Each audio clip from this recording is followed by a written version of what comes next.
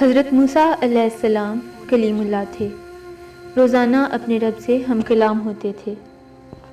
एक दिन हुक्म हुआ कि मूसा जाओ और अपने से कमतर को तलाश करके लाओ। हज़रत मूसा अलैहिस्सलाम ने हुक्म खुदा से सारी कायनात छान मारी, मगर अपने से कम किसी को ना पाया। शाम को खाली हाथ लौटे।